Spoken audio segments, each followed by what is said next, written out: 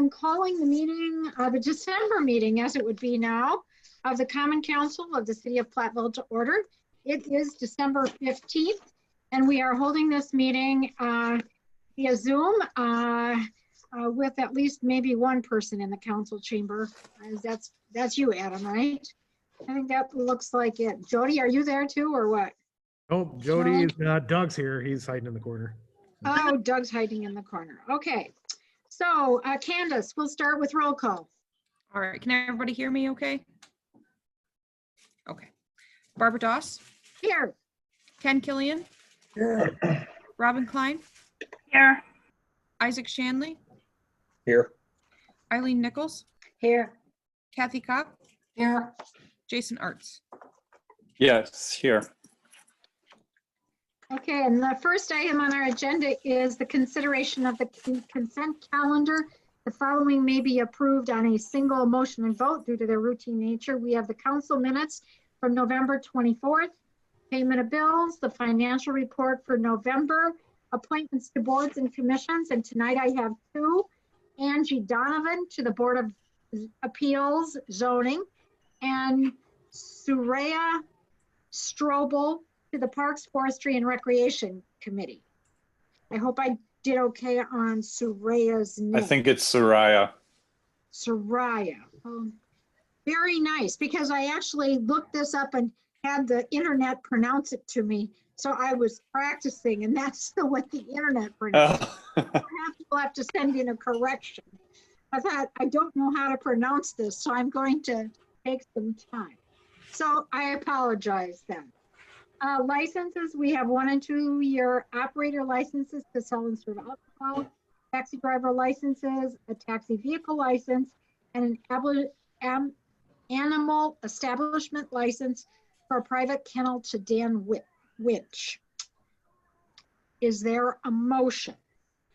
I move to approve the consent calendar. Second? Okay, we have a motion by Ken and a second by Jason to approve the consent calendar. We'll vote. Doss, Yes. Killian, Yes. Klein, Yes. Shanley, Yes. Nichols, Yes. Kopp, Yes. Arts. Yes. Motion carries. Okay, the next item on our agenda is citizens' comments, observations, and petitions, if any. And as I look through the people here tonight, I believe I know almost everyone except Ruby Leffelholz. No, that's you, but you're on mute. You say no. When I look at you, I'm like, that's not a Ruby, that's Ed. Okay, sorry about that, Ed. And Brady Curtis. Brady, are you here for class? Yes, I go to the university. So I'm Okay. here sitting and listening. Okay, very good. So there are no other citizen comments, observations, and petitions that I know of. I will take an opportunity to say Merry Christmas and Happy New Year to all of our staff, and to issue a giant thank you and appreciation for all of your work during what has been an unusual year. So thank you very much, and I hope you have some time to relax during the upcoming couple of weeks as we make our way into 2021, which will promise to be even a more interesting year, I assume. In your Barb, packet. can I just give a quick shout out? I obviously want to give a shout out to obviously the Chamber of Commerce. I think Kathy was there. I noticed that. I was able to go to their event on the 4th.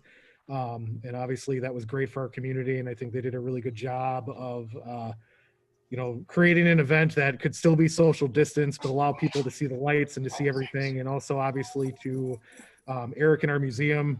They've been doing a lot of good work with the kind of Friday nights with doing the carriage rides. And my family was able to partake in that last weekend as kind of a way to promote the museum. And also, again, how, even as you said, despite with everything we're dealing with, the COVID-19 policies and procedures they took in place there was nice to see. So definitely a shout out to all of those organizations for the work that they've done. Okay. We'll move on to the next item on our agenda, which are reports. First, we have the sale day report on the Water and Sewer Revenue Bond Series 2020C. And Nicola, is that you? That is me. Thank you. I thought so. Yeah. So I'm going to share my screen, or at least I'm going to attempt to share my screen. Can I do that without being the host? Does anybody know? Yes, you can if the host allows you to.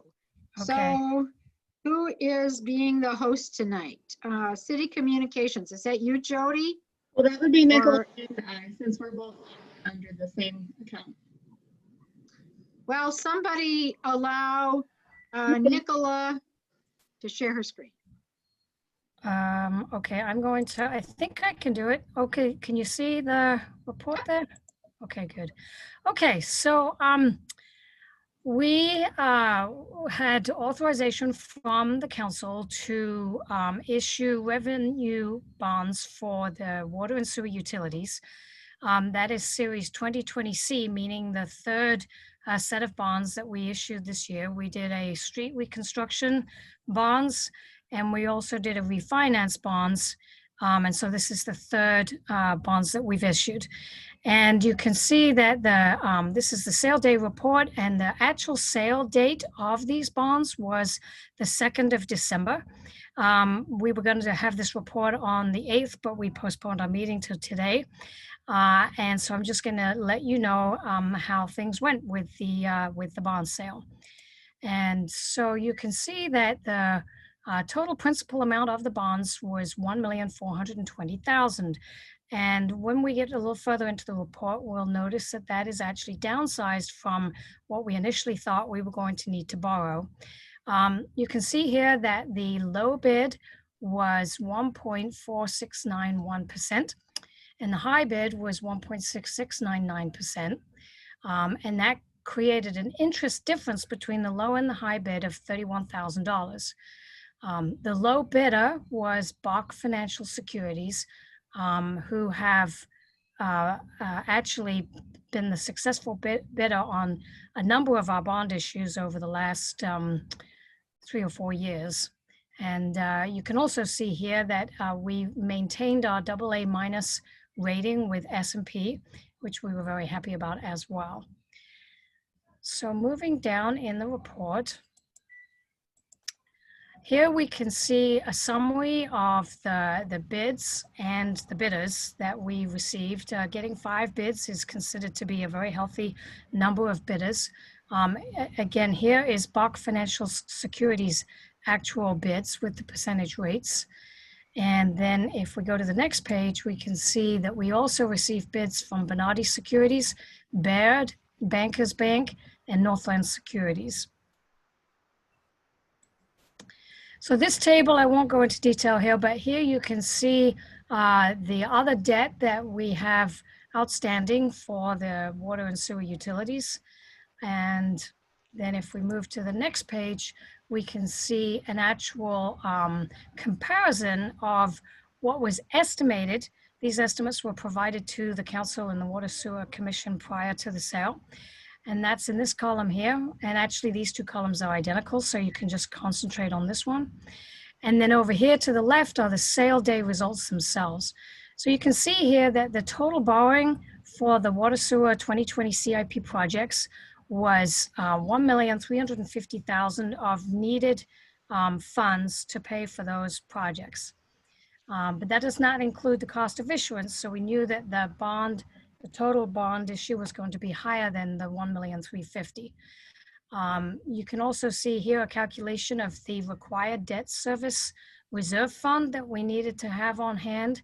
And then you can also see that we actually, in the bid itself, we received a premium, which lowered the total amount of the borrowing. You can see here the cost of issuance, the estimated costs, and the actual costs. And over to the right here, you can see the differences. So we were actually, our costs were a little bit lower than estimated. And then way at the bottom here, you can see that what we estimated we would need to have for the total bond size was $1,495,000. But because of the very good bids that we received, we actually only had to issue a total of $1,420,000 for the total bond size, which was a savings of $75,000 overall. So this table just shows us how the debt service was allocated through all the years. And the dotted line represents when these maturities are callable, which means that we could pay off these early if we were in a situation where that made financial sense to do so. And then this basically is just giving us some details about some of the benchmarks that we use for the utility, and showing that we have the needed debt coverage in our revenues for this financing plan. And then I won't go through all the S&P report, but I would encourage everyone to read this. It's a really nice overview of how an external reviewer such as S&P looks at how the city of Platteville is doing financially. And so you could read through that report. It's only 3 pages long. So that is the summary of the sale. The actual bond closing, which is when we receive the funds, is set for the day after tomorrow, which is Thursday. And then this will be completed. So if there's any questions, I would endeavor to answer those now. Okay, questions from council members? Eileen, questions? No? No questions from Eileen. Kathy, any questions? Kathy?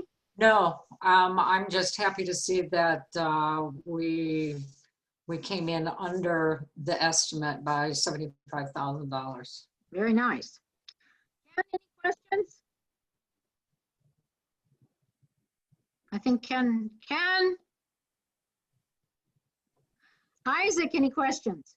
No questions. Let's see, I already been. Eileen, did you hear me ask if you had questions? You're breaking up, Barb, so I didn't hear you call my name the first time, but I have no questions. Okay, Robin, No questions. Jason, No questions. I think I'm around except for Ken. I don't have any particular questions. Okay, then we will move on. In your packet, there were several reports from boards, commissions, and committees. Museum Board, Eileen, you had a whole raft of them from the museum.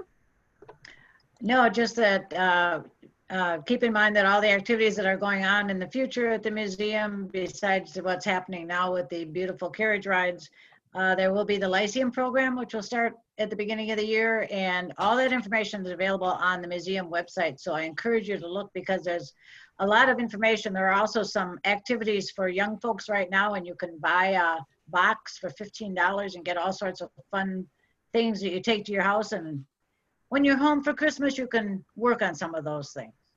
Here we go. Okay, Police and Fire Commission, Kathy. Nothing further.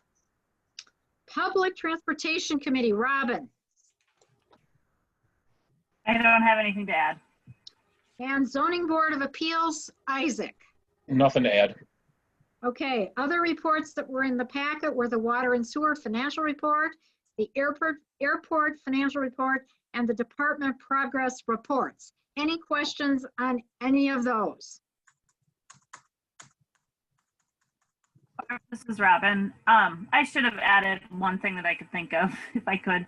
Okay. On the Transportation Committee, maybe Howard wants to correct me, but I believe taxi and bus continues to be free, and maybe that's something just to point out. That's correct. That is correct.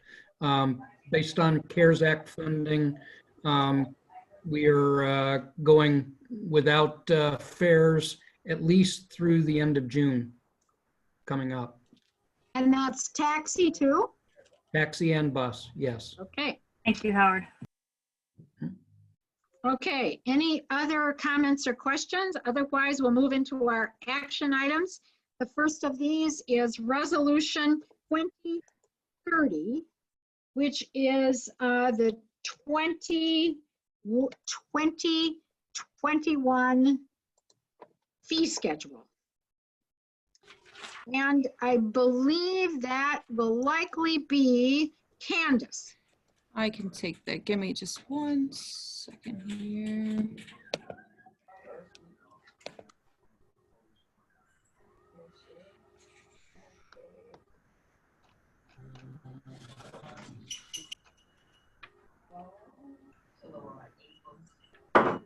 Nothing has changed, I know, from the last time this was presented to you, and I know I was not the one to do that on that evening.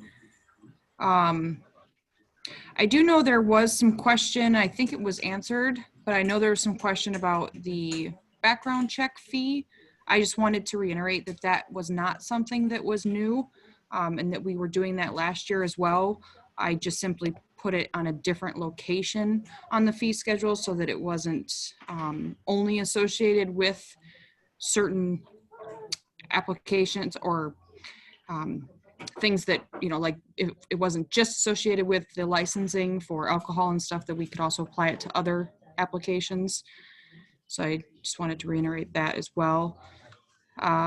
So like it was talked about before, this is an annual thing that we review the fees.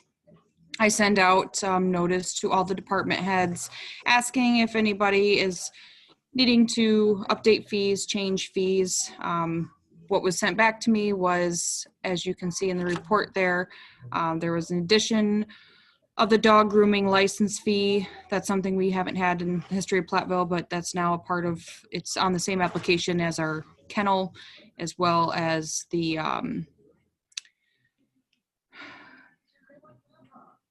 I don't recall the other item that was on that application. We have three items on that application now. The dog grooming, the kenneling. And maybe just the dog license. Maybe that's what it was. And then the background check fee that goes along with that. For removing, so underneath the library, they removed a lot of their fees for the 2021 year. Also, they removed the circulating laptops.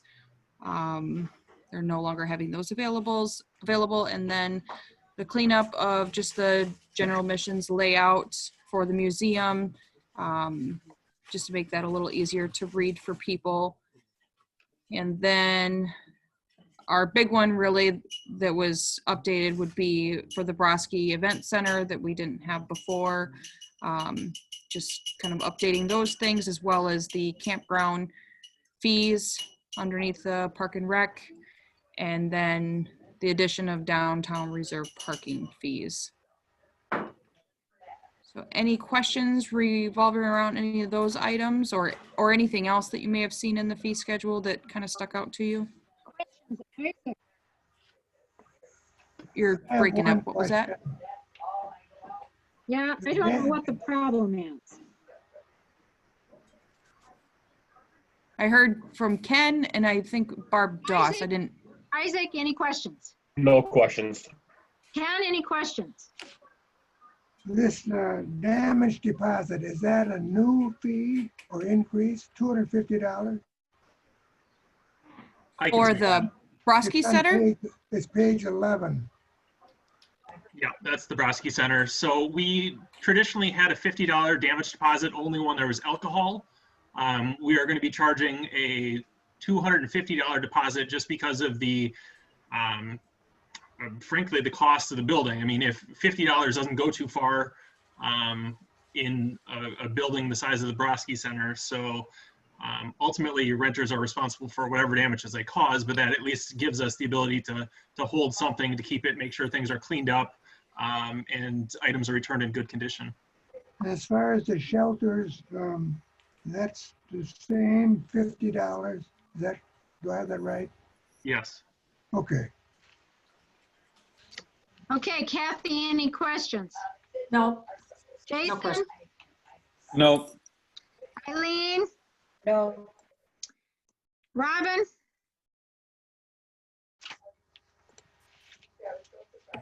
No. And I have no questions. So are we ready to take action here on the 2021 fee schedule? Barb, I would move to approve Resolution 2030, amending the City of Platteville fee schedule for 2021. I second. Okay, we have a motion and a second. Candace will vote. Doss, Yes. Killian, Yes. Klein, Yes. Shanley, Yes. Nichols, Yes. Cop, Yes. Arts. Yes. Motion carries. Okay, the next item on our agenda for action tonight is declaration of emergency, Resolution 20-31. Adam? Yep, that would be me. So obviously, just to kind of recap, during the October 13th Common Council meeting, the council adopted a new declaration of emergency resolution because that one was set to expire on October 15th. So the current declaration of emergency we're under is set to expire on December 31st, 2020. So obviously with COVID, still currently being very prevalent, obviously in our community and not only in the state, but in the United States, it seems due diligence that we should look at extending our declaration of emergency. So that's pretty much what this does. Again, what this declaration of emergency does is allows mainly me as the city manager, in the event we would be in a situation that the council would be unable to meet, and there would be some requirements or action that would need to be signed. It does give me the authority, or gives me the ability, to direct staff to do so. Again, that is a worst case scenario. As you can see, we typically try to bring anything we can that would require council action, or the due diligence of making sure it goes through kind of the information and discussion and then action phase. But just again, to play it safe with everything that we know going on, we're looking at extending this declaration of emergency till the end of June. And the main reason behind that is because our thought process and all the meetings that I've been in is, hopefully by that point in time, the vaccine will have been readily available to everyone, or at that point we'll be very close. So that'll give us the ability to kind of weigh then whether or not, we no longer want to have this. One thing to remember is that if you do pass this and things obviously change for the better, the council has the ability at any point in time to basically end this declaration of emergency by an action. So that's pretty much where it's at. The only thing that obviously needs to be changed is, I think on there we had December 8th, so it would be December 15th. So the motion would obviously be to approve a declaration of emergency dated today. Okay, questions? Isaac? No questions. Ken? No. Kathy? No questions. Jason? No. Eileen? No questions. Robin? No questions. I have no questions. So do we have a motion to take some action? I would move to approve Resolution 2031, Declaration of Emergency dated December 15, 2020. And extending through the end of June 2021. Correct. Okay, Candace will vote. Oh, no, you made the motion. I guess we need a second. Second. Okay, we have a second by Ken. So motion by Kathy, second by Ken. Now, Candace, we can vote. Doss, Yes. Killian, Yes. Klein, Yes. Shanley, Yes. Nichols, Yes. Cop, Yes. Arts. Yes. Motion carries. The next item on our agenda for action is the Solid Waste and Recycle Task Force. This is their report and their recommendation. So we will go with Howard. Okay, thank you. Solid Waste and Recycling Task Force was created to review alternatives and to propose cost-effective alternatives for a future solid waste and recycling contract. We met on a number of occasions, talked about a number of different things. One of the main concerns or main things that was discussed and recommended is to move the date of spring cleanup from May back to April. We believe that that would have minimal impact to our normal year-round owners and renters, but would impact student renters and their landlords. it probably would increase the number of enforcement actions, but it would likely reduce the weight of the actual spring cleanup that would reduce costs for the city. Amy Seaboth Wilson has noted that UW Milwaukee hosted a spring swap, and one idea was to look at doing some sort of a spring swap. She's on the call, on the Zoom call here, and can speak about any of those items. Ed Faraday is also on the call here, and based on all of our conversations, he has proposed basically two options. One is if spring cleanup is moved to April, that they would accept a multi-year contract where the first 2 years in 21 and 22, there would be a 0% increase over the current 2020 rates and a consumer price index increase for the remainder of the term. Option two is if spring cleanup is not moved, they would accept a multi-year contract with a consumer price increase each year. The October CPI was 1.2% this past year. The task force is recommending that the council accept option one to move the spring cleanup. So the recommendations are as follow. Approve moving the spring cleanup date from May to April. Approve entering into a cooperative agreement with UW Platteville for a spring swap. The third would be to approve option one, the multi-year contract, assuming that the spring cleanup date is moved as we discussed. And then the fourth item that we're recommending is to extend the charter for this task force to the end of June 2021 to plan and coordinate the spring swap and review data from the spring cleanup.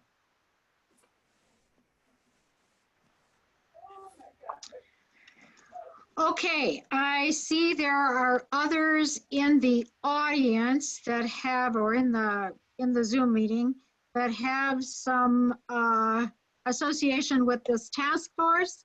So I'm going to kind of go around and ask if anybody else has anything they want to add to this. I'm going to do it basically just by looking row by row. So Gary Munson, you were on this task force. Is there anything you would like to say? Unmute yourself.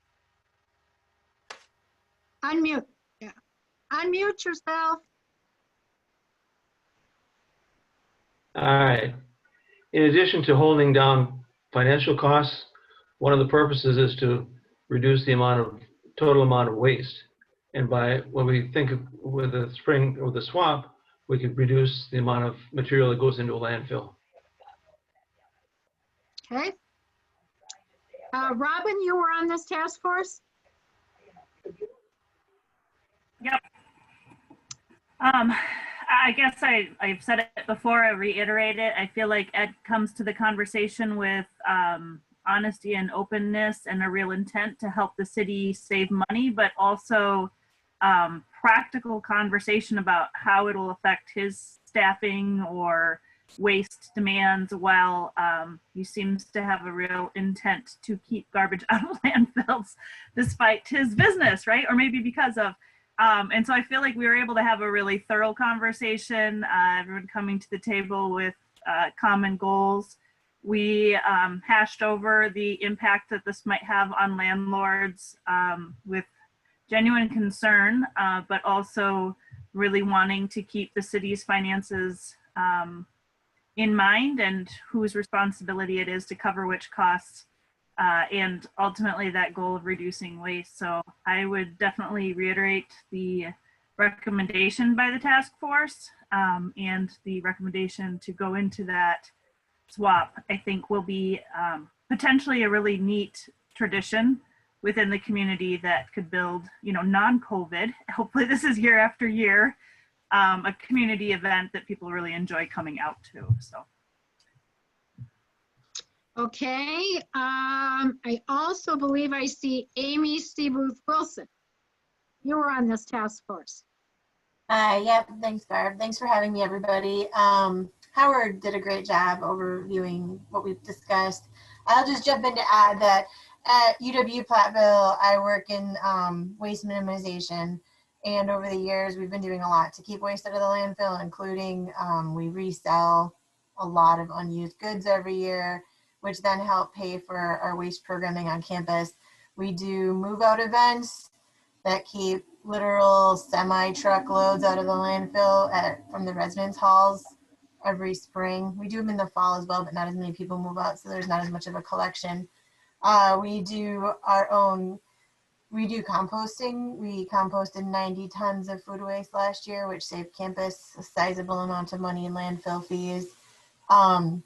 So we've been really building out a waste minimization program on campus over the past few years, and it's been very cool to see the results of our efforts. And I'm excited to have been part of this committee that could talk about how we can take some of that lessons learned and expand it to the broader community and start touching more on those students who live off campus. So I wanted to thank you all for having this conversation with us. Okay. Ed. I am here, and I'm not Ruby. I am Ed. I guess I'd just say ditto to everything that they said. I don't think I could say anything better than what the committee already presented to you. This is virtually the city's decision. We're just trying to come up with some sort of idea that would, I'll say, reduce waste going to the landfill and save the city money at the same time. And this is what we came up with as a committee. Okay. Council members, comments, questions, suggestions, whatever. Isaac.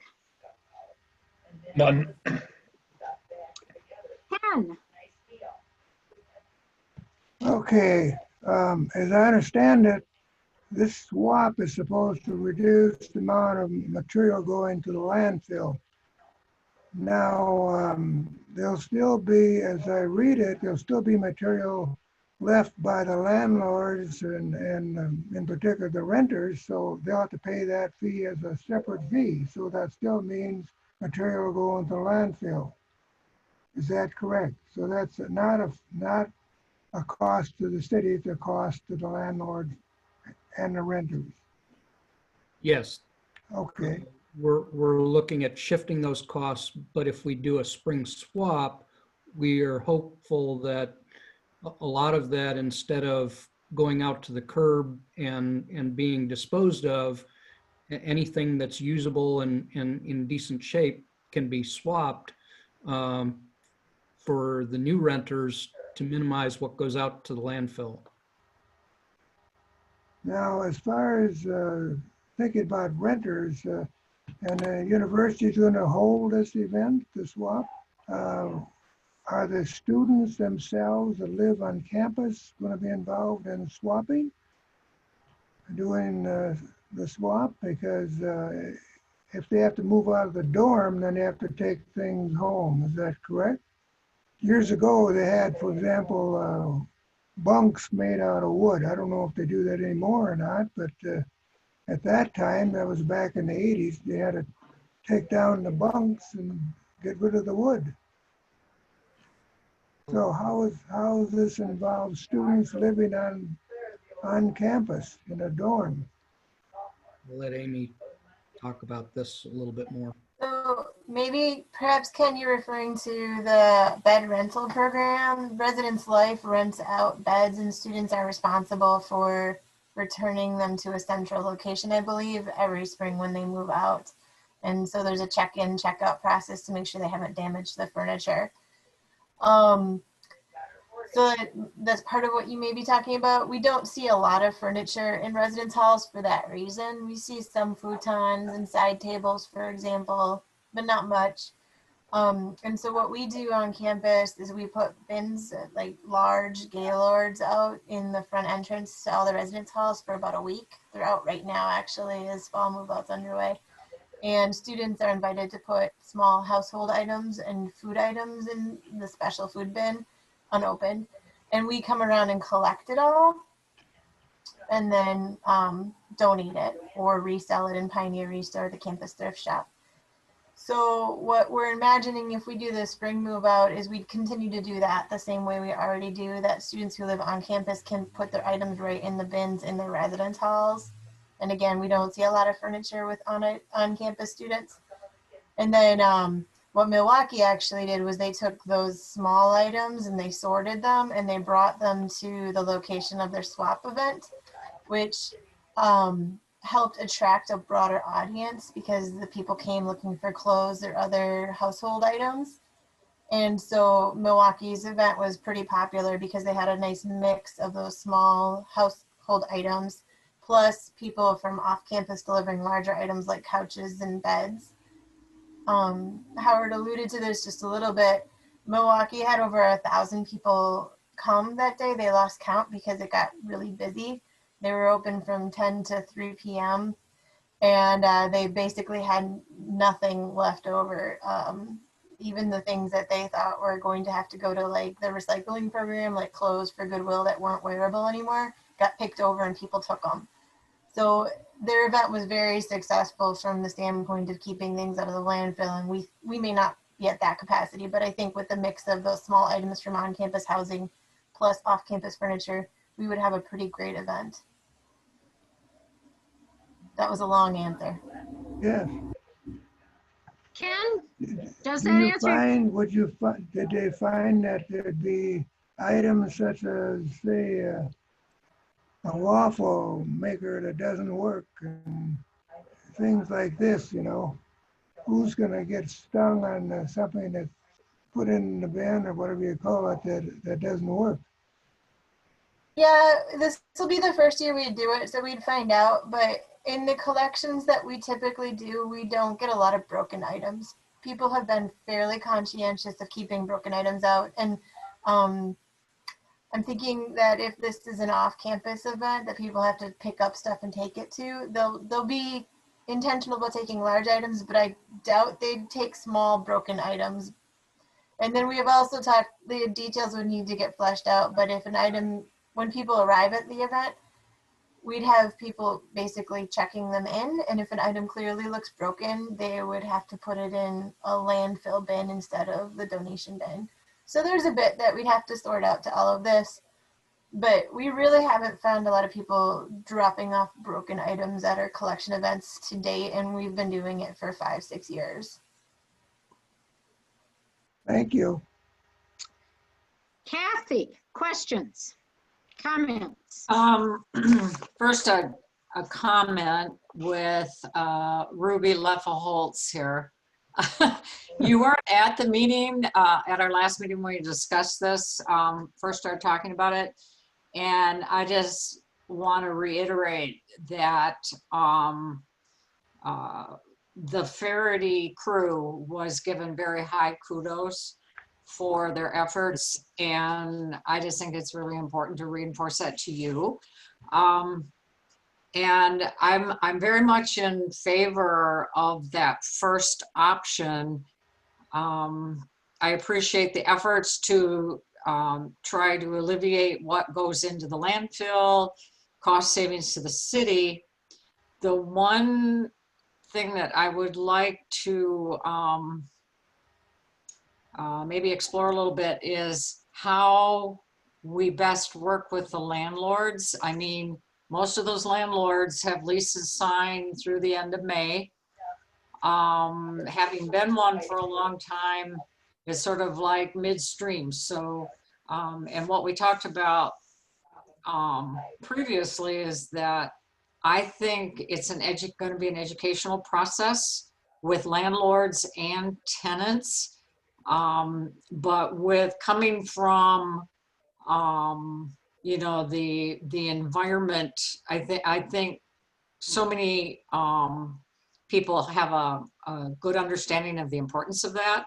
But I'm just wondering if maybe we could maybe help come up with a letter or a statement that landlords could get to their tenants as soon as possible, letting them know the change. And that there's just not going to be, the pickup will be in April, but anything that's left, one of the options that they do have, most of those students that are moving around have a pickup truck. Maybe to remind them if they have something they really don't know what to do with, rather than leave it on the curb, they can deliver it to Verity's and pay to have it disposed of. So it's not like we're just throwing them out there and not giving them some viable options. Well, if it's okay, I think I'll try to address that. Ruby's going to try to answer that first. Okay. Yeah, I think it's important, and I think that's why the committee wants to continue to meet, because I think it's important for us to get that message out to everybody, because in that same message that we're talking about when we're might be changing things and what the alternatives are, we want to talk about the whole swap event, and we want to talk about that alternative, because we don't want students that are moving out at the end of May that's going to have the pile just to think about what they're going to put out in a heap at the street. We want them to think about, what do I have that I'm probably not going to keep that I could swap and not have to worry about paying for to get rid of, or having a problem with my landlord having to take care of it. So I think education is, I mean, the rest of the committee can speak about it too, but I think education was going to be a big part of this, was how are we going to get that message out, and that we needed to do that. Can I jump in here for a second? But part of that whole thing, being a teacher for all the years that I was, that's a big part of doing this thing. And the conservation of resources and not using landfill space, that's a big deal. And these kids are pretty well tuned into the whole thing of saving their environment. And we can combine what to do with things, the swap, just all those ideas in the education that we do. We got that 53818 vehicle that you use is wonderful. That'd be one way to do it. But then get directly to the landlords. Let's start early and have our plans firmed up, and location, and also, you know, how to get to Verity's. Like Kathy mentioned, every other kid has got a pickup truck, and they can just get together and decide what to do with the things that they can't swap. So education is a big part of this thing. Okay, Kathy, is your questions answered? Yes, ma'am. Ruby Okay, did a great job. Ruby did a great job. Okay, Jason. Yeah, I like this idea. I think it provides some good alternative options. I think we have some pretty good, strong leaders in each of these areas that are really kind of doing a lot of good work to organize these alternatives. I strongly agree with the education piece. I think that's going to be a big part of it, you know, along with that culture change, which we talked about in the previous meeting, of just, you know, getting people to start to recognize, you know, we just can't keep putting out three or four couches in front of our, you know, yards at the end of the school year. I think it's good too, because with the swap meet, we'll have another option to it. Yeah, I just really like the idea. And I would also want to maybe, if we can, hear how we could, or what support landlords might need in addition to like the education piece and things like that. Because I would want to make sure that, you know, if there's ways that we can support them, I want to make sure that is taken care of as well. Okay. Eileen. As I'm sitting here and talking about swaps, I just want to make sure that I understand it. it's only for college students, or is it for anyone? Anyone. Anyone can take an item over to the university and the university will take care of it. Okay. I'll jump in. You know, for me, only loosely referred to as either on campus or a city cooperation with campus. And I do think that would be best to leave in the hands of the committee to decide where the location is, just as long as it's tidy and conditions like traffic control and all those sorts of things are managed within the planning stages. But there's been discussion about community feeling a part of it. And if it's on campus, it may not be seen as something that everyone within the city goes to utilize. And campus has already got their efforts pretty well honed and organized. It's just a matter of the off-campus garbage going into our citywide cleanup that spurred this conversation. So I think we're looking to educate the off-campus students on how to use what the city is helping to provide. But I think the presumption that it has to happen on campus might be disadvantageous. I don't know, I can't say that word now, but disadvantageous. Might not be ideal for us anyhow, but I think it's like sense that somehow it will keep problems off of our turf, but I don't think that that's really the intention. So I would ask this council to leave that to be determined by the task force. Yeah, I don't have any problem with that. I just wondered how it was going to work, and I understand you haven't planned that yet, and so that's, I guess my question then would be, if things are left on the curb after the swap time has gone by, then the individual that has things on the curb has to call for a pickup to Faraday. It's not the city that's going to be doing it. Is that correct? Well, we would do that as a standard enforcement action. We do the enforcement actions every year after move out anyways. There are some people that don't put it out for the spring cleanup in May. They wait and they still put it out afterwards. And then we just do it as an enforcement action. We, provide notice to the landlord and tenant. And if they don't dispose of it, then the city directs Faraday to pick it up, and then it gets billed back to the landlord, who may or may not charge the tenant for it. Okay. No other questions? No other questions. Okay. It appears to me that by doing this, from what we budgeted for refuse next year to implementing this action, we'll save over $10,000 to our budget. One of the questions I have is staffing. How does anybody see this swap being staffed? Because it's not hard to eat up a lot of money in staff time. So who is staffing the swap? I'm kind of hoping for all volunteers. Okay. Yeah, I was gonna lead with it's something that I can certainly help coordinate, and I think we have some staffing on campus that we can use, with the acknowledgement that this is probably the worst time of year for us to be looking for extra help for something, because basically students are moving out. So I'm not 100% certain how that would work, and so in this first year we'd have to kind of look at it like a pilot. And like Ed said, if the committee began talking about different volunteer opportunities, community organizations who may be interested in helping, and so I'll leave that the university, myself and my area will be able to find some help, I'm sure, and also we'd love volunteer support as well. Okay. The other question I have, of course, we have no way of projecting what May of 2021 is going to be like. But of course, we have this 6-foot distancing and all of this stuff. And we have students who may not actually be living here anymore, but telecommuting or whatever, going to school virtually.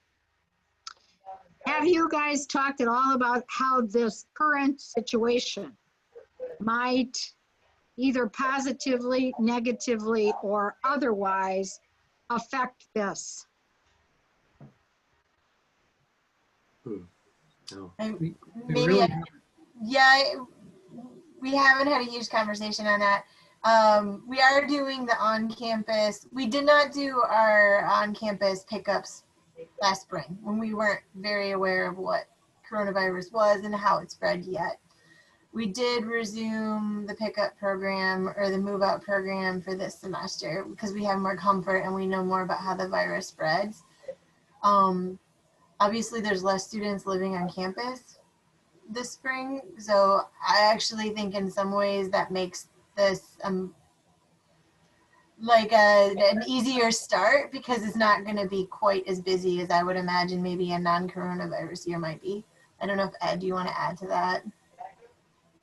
Kind of agree with that, that I think that this might be a better year to start. I mean, I guess I know I haven't taken into consideration where we'll be at, but hopefully by May when we're doing this, we're coming out of it and we're able to perform something like this. But I think with proper steps, procedures, I think we can still kind of keep some crowd control. They're able to do it now in other locations and other, there's stores open that are full of people right now that are taking those precautions. I think we could do the same thing. Yeah. I just thought it was important to at least mention it. It makes it a different year. And you're right, it might be like a trial or a startup year where it might not be as busy and you're able to work out the kinks. On the other hand, that might be a weird year as students leave sooner, don't leave, don't really communicate well with each other. So it just might be a weird year that way. So I believe I've made it around to every council member. So at this point in time then, we would be ready to consider if there is a willingness for the council to take action. And if so, please feel free to chime in and make a motion.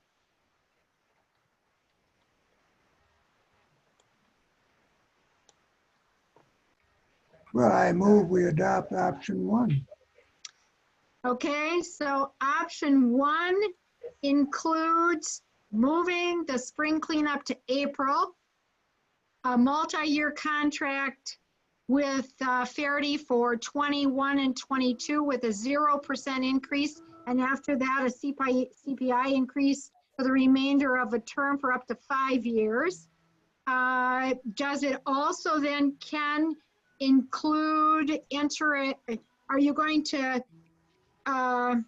include entering into a cooperative agreement with UW Platteville for the spring cleanup and extending the task force to June 30th? Yes.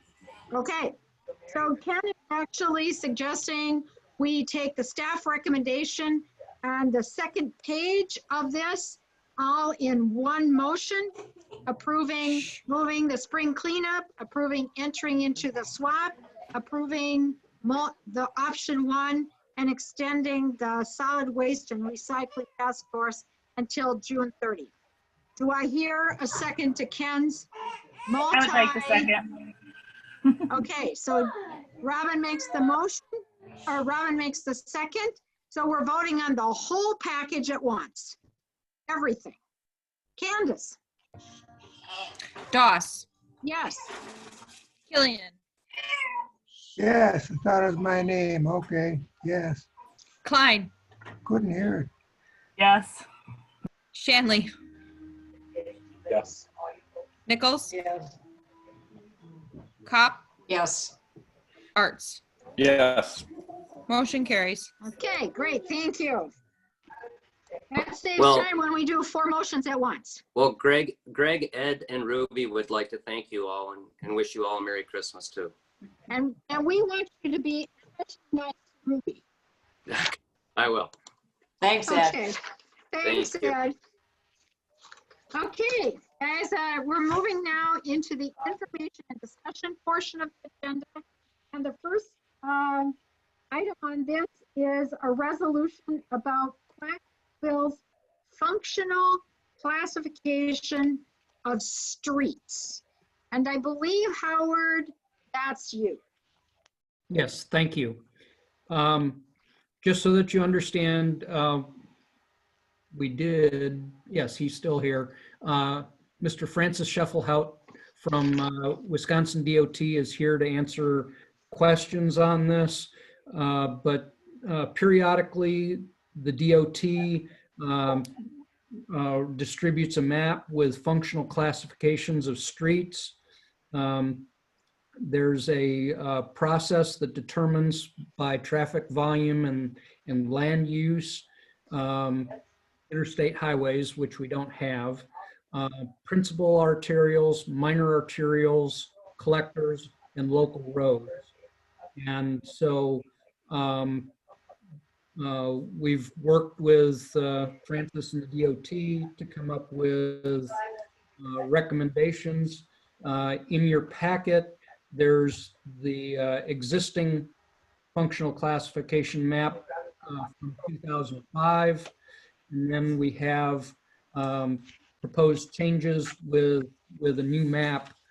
And so our resolution would be to adopt those changes from the 2005 map to the current map. We did have a question initially regarding Milton Longhorn Drive. It is a private street. And so in discussion with representatives from the university, that we would have had to make that either a public street by either them donating it or deeding it to the city, or an easement, and they wish to defer that at this time. So Milton Longhorn Drive cannot be classified under this determination. But as you can see, it has, what I would consider the logical things, our state highways, our principal arterials, and other major streets, our minor arterials and collectors throughout the city to get people from place to place. One of the big things regarding this functional classification is that if they're classified other than a local road, then they are eligible for certain state and federal aids for street reconstruction. It's very competitive, so it's very hard for the city to actually get those. The last time we got one was the 96 Main Street project, but these would be eligible. And just to remind you, the multimodal local supplement aids that were in place last year could only go on those streets that are classified like this. So, like I say, Francis is here to answer any questions from the DOT aspect, but we'll be asking you to approve the resolution next year. Before I start around to the council members, Francis, do you have anything you'd like to say? No, Howard covered that pretty well. We're just a routine, if areas change dramatically, that's another reason why we might come around, but that's not the case here. It's just that it's been 15 years, and so it's time to review them and go through it. The majority of the changes, as he alluded to, are based upon traffic, either increases or decreases, because some of them are actually dropping from collector to local, and or development that's occurred since the last go around in 2005. So. Okay, and just review for me, if a road is red, is that classified as what? Howard, I can't read we can't read the The D Red- is unreadable. Okay, red is a principal arterial. That would be like 151. Yeah, the we four can, lane- we can see the red. We just need to know what the designation is. Red is a principal arterial. Okay, green? Green is what they call a minor arterial. And the yellow mustard type color is the collector street. And the rest of them are local. Correct. And so anything that's colored green, red, or yellow would be eligible for these grants. Correct. Okay, just wanted to make sure because there are some that were red that have been turned to green, and you know there have been color changes on here. So I'm just trying to get a handle on that. So Isaac, do you have any questions? No questions. Ken, do you have No any questions. questions? No questions. Kathy? No, you already answered them. With the colors? Yeah, with the Okay. colors. Jason? No questions. Eileen? No questions. And Robin? I'm just curious if we have any different level of obligation of maintenance when they're at those different levels. That's actually what I was going to allude to, Barb, when you said that the ones that are colored would be eligible for you. And when Howard mentioned some of those programs that have federal or state funding, you would generally use those on connecting highway or non-state highways. So anything that's state highway that's not a connecting highway, we would continue to have our responsibilities with those. And then it doesn't change connecting highway limits or connecting highway designations on roadways, which is where the jurisdiction and maintenance requirements come in. Okay.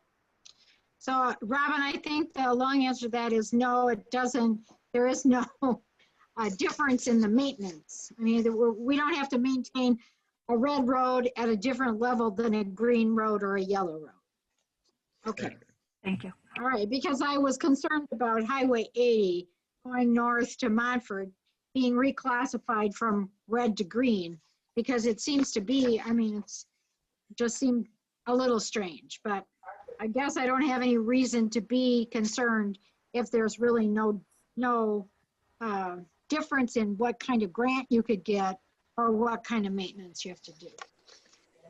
Robin, are you talking to us or somebody else?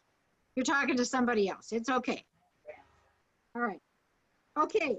No more questions then of either Francis or Howard. I think we'll move on and move this to an agenda item, action item for our first meeting in January. Thank you, Francis, for attending, and thank you, Howard. Okay, going on now, conditional use permit, communication tower at 90 East Alden Street. Joe. Yes. Yeah, so this is a request for conditional use permit submitted by Tower North Development or Communication, Centerline Communications. They're actually the company that will be installing the tower, but they will not be operating the tower. It's a communication tower that will be initially for Verizon Wireless, but it will be designed to accommodate additional tenants at some point in the future. But it'll be going on the Wonder Wash property. To the rear of that property, so basically between the car wash building and the parking lot for McGregor Plaza. So the proposal is a 150-foot tall monopole tower, which basically is a steel tower without guy wires. So the equivalent that I would compare it to would be like the light towers at Pioneer Stadium or at Legion Field. Slightly taller than those, but that would be the general appearance of this tower. But it would be a replacement, as far as Verizon is concerned, it'd be a replacement for their current location, which is on the city water tower over on Furnace Street. So they are in the process, or their goal is to upgrade the equipment that they have on that water tower now. They do this on a fairly regular basis, upgrade the technology for their antennas. And what they've discovered, they had the engineer do an analysis of the water tower location, and there would be some modifications that would be required to the water tower to accommodate the new equipment. And the engineer came to the conclusion that it would not be cost effective for them to make those structural modifications on the water tower, that it would be more cost effective for them to go with this option of a new tower location. So, so I didn't include it in my fiscal note, but we would have an impact financially from that because we are getting money, lease funds from Verizon to have those antennas on our water tower. It's around $3,000 a month. I don't remember the exact number, but that would be a fee that we would no longer be receiving after they move off of the tower. And but we don't really have a whole lot of control over that, unfortunately. But as a conditional use permit, we theoretically have the ability to approve or disapprove or approve this with conditions. But if you recall, when we did our zoning ordinance modifications earlier this year, there's some state laws that went into effect that any disapproval of a conditional use permit have to be based on, substantial evidence indicating, why it would not be in conformance with the applicable regulations. In addition to that, there are federal and state laws that are specifically related to communication towers, that in those regulations, they have specific limitations on what criteria the city can and can't use, specifically what we can't use for criteria or justification for a denial. And it's very extensive, to be totally honest. They say it's still a local control item, but they take away all our tools in our toolbox that we would normally use to make a decision for a denial. So we still have the ability to say no, but that ability is definitely hampered in this situation. So we did have this go to the Plan Commission at their last meeting. The Plan Commission ended up tabling this item. They did have a number of questions, and they wanted some additional information from the applicant. And I think the main thing that they were looking for is they wanted to know more information on the process that they used to come up with this particular location.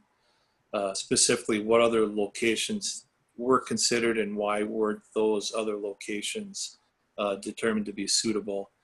And I think the Planning Commission was looking at, are there any options that would be less visible, than a 150-foot tall tower in the middle of the community. And I think what they would like to see if there are any viable options as a co-location on a different structure that might be less visible. So I did talk to the applicant after that meeting, and he is gathering some additional information that will be available for the next Plan Commission meeting, which will be the January 4th meeting, and will also be obviously available for the council meeting on the 12th. So that's the gist of the information. I should also mention that based on that meeting, I started gathering a lot of additional information to make available for the Plan Commission at their next meeting. I started putting all that information on the city website under the Plan Commission calendar page for that particular meeting. In addition to the state statutes that I mentioned that are in play here, I found a memo from the Fiscal Bureau at the state when that law was originally passed that does a much better job of explaining what the law is about. Than it's much easier to read than the actual statutes. I've got a link to some federal rules that are in play on this, as well as the state laws. And I've got the link to the full application from the applicant, because it's like 91 pages, so I didn't include all of it in your packet. But there is some good information in there, so I can make sure you all have access to that. Otherwise, any questions for me? Okay, questions for Joe on this. Isaac, do you have anything you want to say about this? No questions or no comments. Ken? My question is, the tower's 150 feet, and from what I can read, it could fall on vehicles, but not on buildings that are occupied by people. So there is a letter in the application, the packet, that from an engineer that basically said that the tower essentially is designed to crumple, I think was the term the applicant had used. So rather than falling over at its full height like a tree might fall over, it's basically intended to collapse. In other words, it would buckle at some point in the middle upper part of the tower and then collapse partially. So the intent is that it would be unlikely that it would fall over beyond, you know, in a radius that would be much less than the height of the tower. So, yes, I read that paragraph, and buckle and fall in place rather than tip over in the event of structural failure. So that information can't be interpreted that it's going to fall zero radius. It's still going to fall some distance from the actual site where it's attached to, correct? It's not zero, because take the example of a tornado. If a tornado comes 120 miles an hour and knocks over this tower at 120 miles an hour, that tower is not going to collapse very much as far as 120 miles an hour. So it's going to go over, you know, fall over a great distance. That's my opinion. I've seen that happen as far as towers. So I question this about buckling very much. So I suspect what's going to happen if it's hit by a tornado with very strong wind, it's going to damage the vehicles nearby. It's not a zero fall thing. That's my opinion looking at this. Okay, Kathy. Well, a couple things. I understand in the documentation that it can't be denied strictly because of aesthetics, but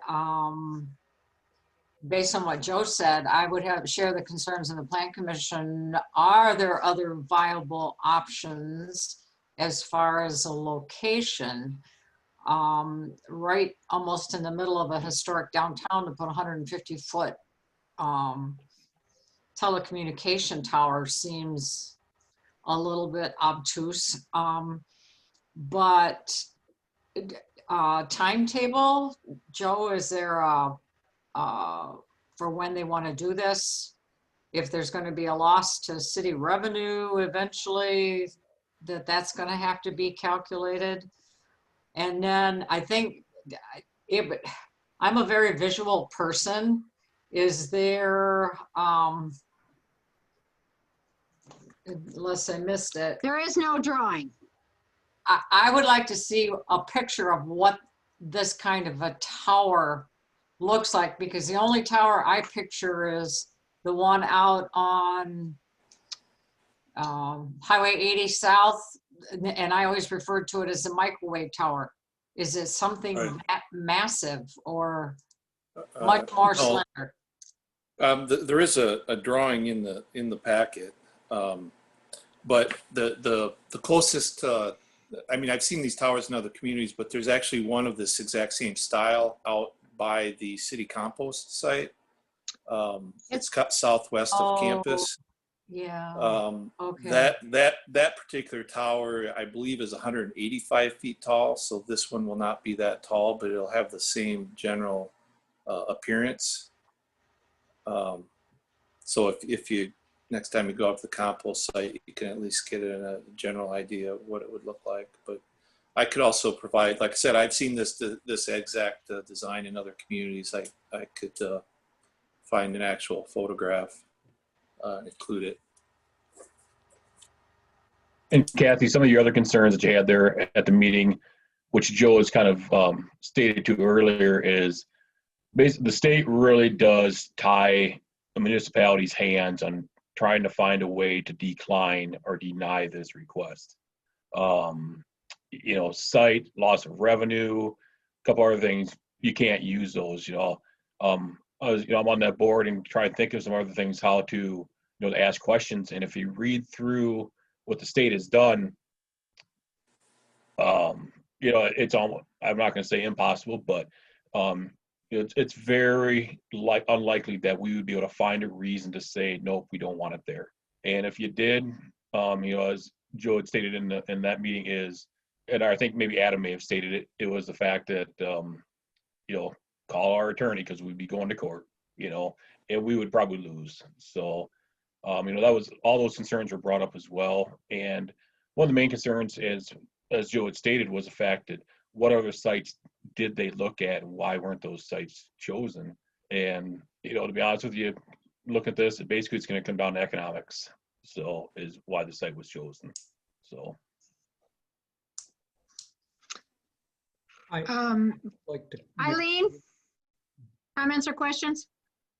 So Joe, I think you probably said this, but just to repeat it, where is the proposed location? So the Wonder Wash car wash off of Alden. So it'd be in that the rear of that property. There's kind of a little parking area, and they had some vacuum centers set up there. So between the building and the McGregor Plaza parking lot, there's it's already an asphalt paved area, and there's a retaining wall kind of at the back of that property. So the tower would be kind of to the northeast portion of the property, and then immediately adjacent to it would be a fenced-in enclosure where they'd have all the associated ground equipment that would support the tower. So if you're coming in from the south, you're going to see it immediately. And if you're coming down Pine Street, you're going to see it immediately, or even further out from Pine Street. If you're going to the grocery store, you're going to see it. Yeah, no matter where you are, pretty much in Platteville. Okay. The other thing is on the project description, there's something here that says also the mobile service support structure and compound is designed to accommodate at least 3 additional similar wireless telecommunication equipment installations, and in parentheses, mobile service facilities, besides the one contemplated by Verizon Wireless. Does that mean that it's also going to have the small, are they going to build another building because there's a small building that's going to be built, or are we just talking about having multiple, I'll call them antennas, on the tower? Right, so they would have the ability to also say have towers for, you know, in addition to Verizon, US Cellular could go on there, AT&T, whatever other wireless providers. If they needed a location, they could also co-locate on this tower. The fenced-in enclosure would initially be built large enough to accommodate the other vendors' equipment as well. So the only thing else that you would see is additional antennas up on the top of the tower being installed if other providers also join in. So it could have multiple arms, if you want to call it that. Correct. Okay.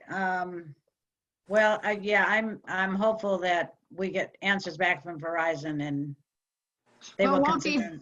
It won't be another Verizon. location. It'll be the. It won't be The Verizon. communication company that's building it. Yep. Yeah, I would hope that they would consider the aesthetics of placing it where they want to place it. That's all. Okay, Robin has texted us that she's passing on this one, or put it in the chat. Jason, what do you have to say? Nothing further than what's already been said. Okay, the other thing that I would point out, perhaps that hasn't been pointed out, is that they gave they had a map that they gave us. And this tower is located well outside the target area, which to me, I don't understand how, I mean, talk about economics. I mean, yes, there's economics in this, but they've located outside their target area. Their target area doesn't include this site. So I'm not so sure that of that whole thing. The other thing is it is about $37,000, and the loss will go to water and sewer because that's who gets the revenue off that tower. So this will actually lead to further increases in water and sewer rates eventually, because that's where the money is currently being. And I believe in addition to losing that revenue, there is no revenue gain in terms of taxes. So that this company doesn't really have to pay tax on this. They can put 4 towers up and they don't have to pay tax on it. The revenue that this tower generates, or the lease generates, will go to the owners of Wonder Wash. They don't have to pay, I doubt very much whether they'll have to pay any more property tax. So to me, it's a lose, lose, lose, lose. I'm hard to find a win in this, except that I have Verizon and the service here is terrible. But that's not. So we're hoping to hear more about co-location, because so I believe while this tower is now not co-locating, it's being built on its own. Co-locating is what it is on our water tower. And I believe if there are sites for co-location that are appropriate, that this could be denied on the basis of not exploring or using sites where this could be co-located. Is that correct, Joe? But I believe the intent of that part of the statute is when they say co-loading, it's locating, that we can't deny it. It's if it's already a location used for cell service. There's a distinction in the statutes in those two regards. So I'm a little fuzzy on exactly the details, but the one item that is specifically mentioned in the statutes, unfortunately, is it says that essentially the community cannot deny it because we say that there's a better location somewhere else. That is not a valid reason to deny it. So, like I said, they really tied our hands on this one. They gave us very little ability to deny it. Interestingly enough, when I was doing some additional digging, I did find it was on the League of Municipalities website. There was a court case where a community, it was actually a township in Wisconsin, denied a conditional use permit for a communication tower. It went to court and the court upheld the decision. But in that case, the location where it was proposed was essentially a rural residential area. So it was basically all ag or rural residential, and they denied it based on the fact that they were essentially putting a commercial or industrial type use in a residential neighborhood, and that the court said was valid. But I don't think that would hold up at this location because obviously it's a commercial property next to other commercial properties. So that particular argument wouldn't hold up very well for us. But that was the only case that I could find where it was actually denied and was upheld at court. Well, suffice it to say that there are very few people happy about this. Eileen? Yeah, I was just, when we talked about more than one antenna or whatever we're calling it on the tower. So other companies that currently are on our water tower, for example, could choose, if that company that's building the tower agrees, to have those antennas also on that tower. And when we're talking about loss of revenue, then we just multiplied it. Mm-hmm. Yeah, and actually, sorry. I was going to say the review process for, if this is approved and installed, the review process for the other co-locating services is essentially nothing. There they take away even more of our ability to review it. It's basically just an automatic stamp at that point. And just to repeat what Isaac said, this was passed by the state. Yeah, and it's unfortunately it started before that at the federal level. It was a push years back when I think the federal government realized we were kind of falling behind compared to some other countries on our ability to provide, mobile services. So they made a concerted effort to make it easier for these types of facilities to be constructed. Okay, folks, the Plan Commission will hear this on the 4th of January, and you're all invited to tune in. Okay, moving on to enterprise fleet management. Adam. Yeah. So again, this is just continuing our conversations with the potential of the enterprise fleet management proposal. So as we talked about in the previous meetings, staff has met a couple of times with Matt and obviously enterprise fleet management about the potential to enter into kind of a long-term leasing agreement for the city. Some of the advantages that city staff has kind of reviewed is what this would do is allow us to really decrease the years on our fleet. So currently right now we're averaging our medium duty fleet is about 10 years old. The oldest vehicle we have in our fleet is actually 23 years old. So the benefit of this program essentially is really trying to, again, as one of our goals that is not only in our strategic plan, but has always been a goal of the city, is to be, as fiscally responsible as possible and try to do the best we can to stretch, taxpayer dollars to the fullest. So obviously through the kind of due diligence that we've been reviewing with Matt is the example of what they do is they look at, what we budget every year towards the replacement of vehicles. So as the example, in the budget that was passed, there was $77,000 essentially split between the general fund and the water and sewer fund to be utilized for essentially the replacement of 2 trucks and 1 dump bed on the truck. So what this does is the advantage of this is obviously going through a leasing ability is potentially the numbers are showing that we would be able to, where normally we would be purchasing 2 vehicles and a dump bed.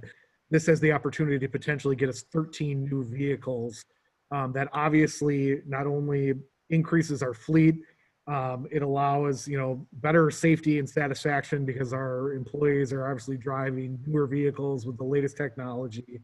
It's got the most up-to-date fuel economy versus older vehicles. So there's the anticipation there could be some savings there with fuel.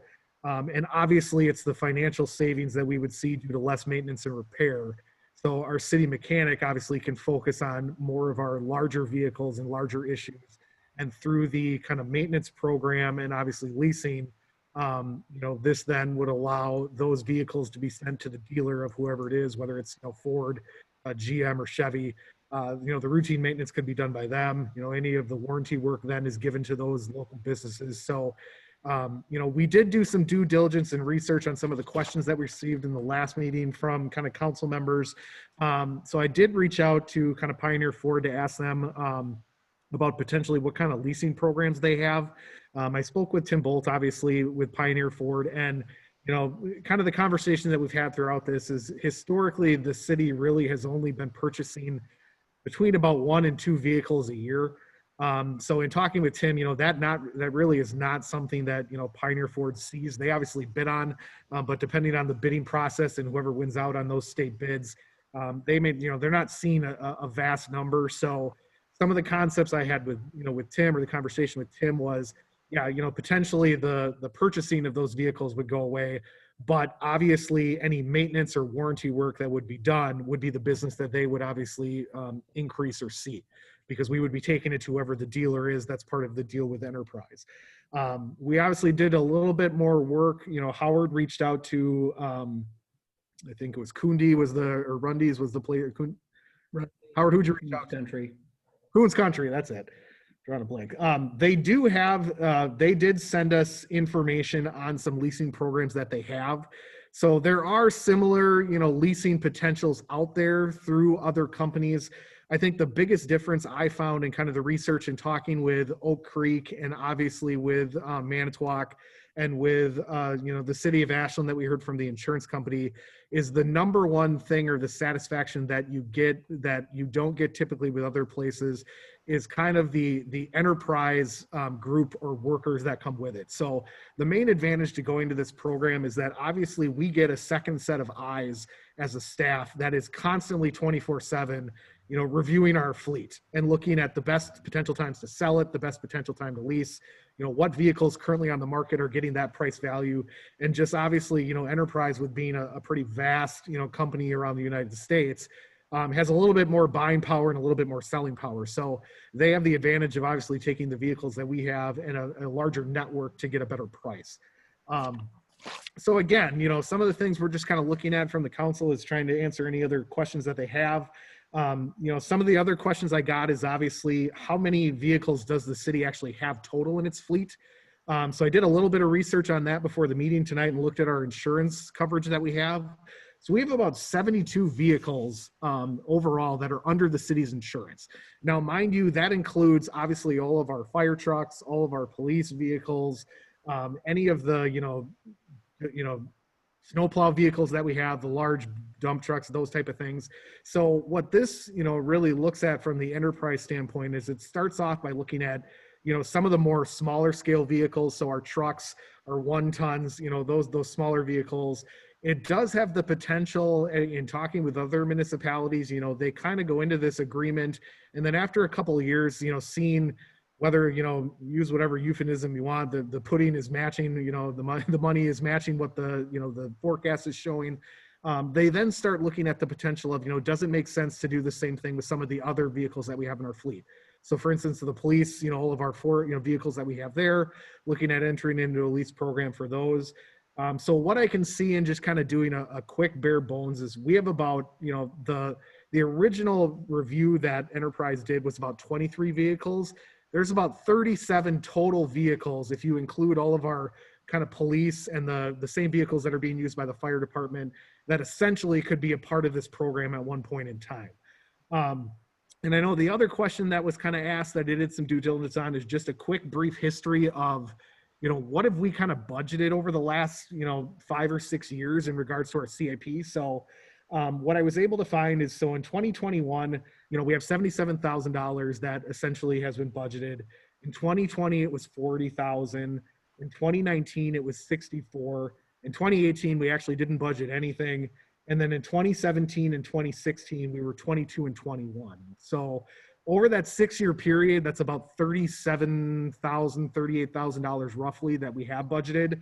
But over the last 3 years, we've been consistently at about $60,000 has been the average that we've kind of, you know, earmarked or had allocated towards replacement. So what Enterprise basically does is, you know, one of the things that's kind of been the constant through this conversation is they will work with whatever budget we give them. So if we tell them, you know, consistently every year we want to look at between $30,000 and $40,000, that's the number they'll stick with.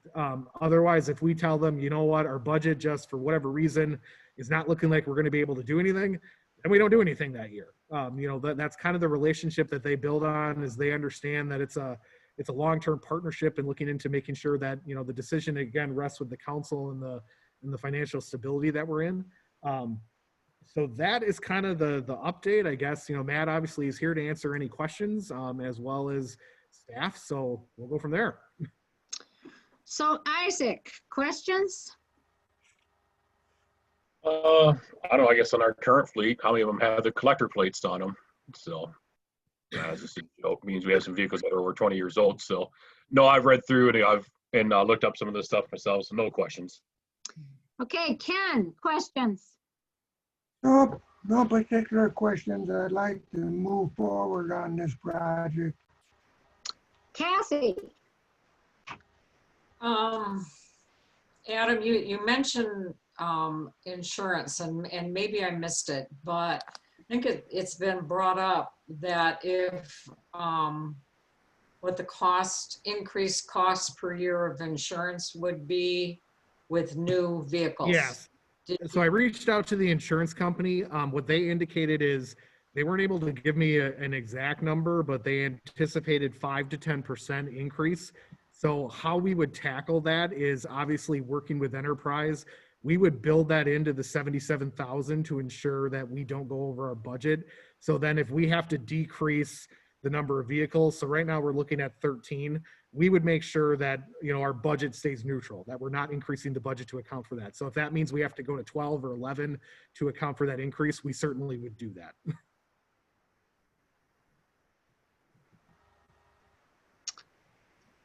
Okay, Kathy, other questions?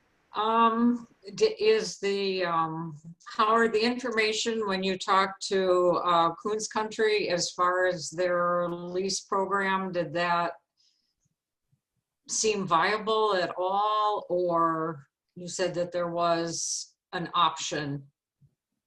I still have a concern about working with our local vendors. Sure. So is that something that you would have more explicit information on how that would work as far as whether it would be viable? I looked at it a little bit. Adam has the copy in front of him. I don't know if he shared that with you or not, but as he said, it is a lease program. It's not a closed-end lease, but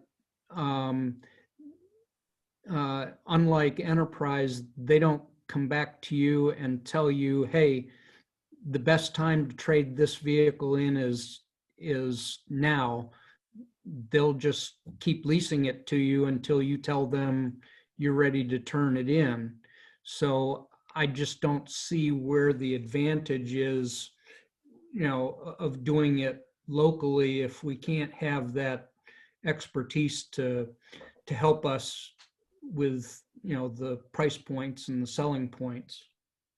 Okay, and then just one other quick question. Where did the magic number of 13 vehicles originate from?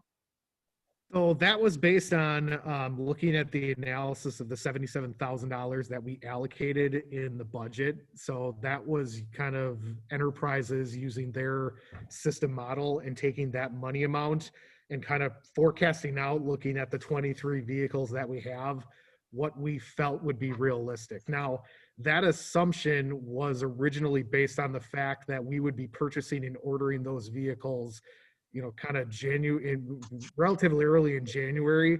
The realization obviously is that, when if the council decides to move this forward and makes the decision, depending on the market and the availability of those vehicles, that may not be the case. So, that'll be kind of an analysis that Enterprise will look at. But I think in the last meeting, he kind of indicated, there was about a $46,000, potentially is what the cost would be, but they'll continue to work with us on that. But that was just using kind of Enterprise's, software analysis or system to showcase potentially what could be the amount of vehicles that we could get in a year. And just to add on to Adam's comment there, the 13 number originated from the analysis that we first started with, and that was off the criteria of replacing any vehicle that was 10 years or older or over 100,000 miles. So that's where 13 came from. With the $77,000 budget for 2021, our estimation, even leasing 15 vehicles with a medium duty included, with aftermarket costs and everything combined with that, selling off old vehicles as well. So selling off the 15 old vehicles, we're looking at a rough $68,000 in total 12-month spend. And when you annualize that over the amount of months that will be left over in 2021 for the budget, we're assuming around we're assuming between $40,000 and $50,000 is what the actual cost to this program would be in 2021 because of the delivery dates of vehicles. So the delivery date of vehicles will not be probably until May or June of 2021. And just like our other government clients, you don't pay for any vehicle leases until the vehicle actually delivers. So once it delivers in June, it's on the books starting in June, and then through the remainder of the year, you may have between about $27,000 and $37,000 less than what you're anticipating to spend of your $77,000.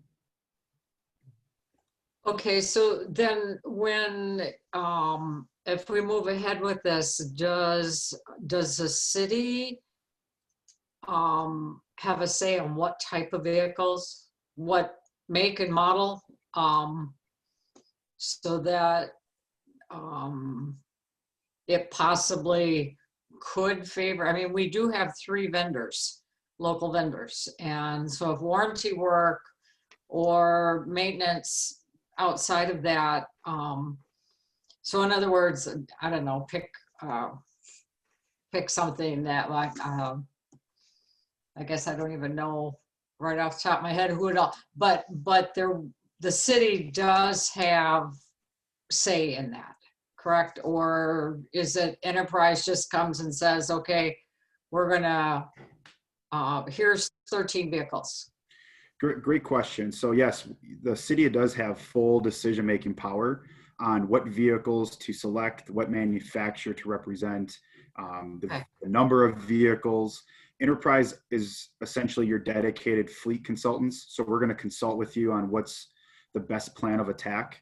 And then ultimately you make the final decisions on vehicle types and where they would be sourced or delivered through and warrantied and serviced through as well.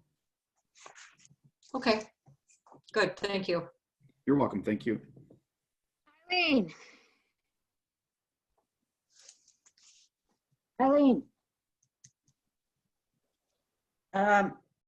Refresh my memory. Is this a one-year lease if we would decide to go forward with this? Is it on a yearly basis? Is it on a multi-year basis? So each vehicle class will be set up on a different style of lease, so different terms, and with that meaning, there's no contractual partnership that forces the city of Platteville that they have to lease vehicles with Enterprise for a certain period of time. So month 6, month 8, 15, 30, 48, whatever it might be, the city has the ability to stop leasing or working with Enterprise at any time. If there is a financial obligation agreed upon on a per vehicle basis, the city is obligated to pay Enterprise for the remaining book value on the finance of that vehicle.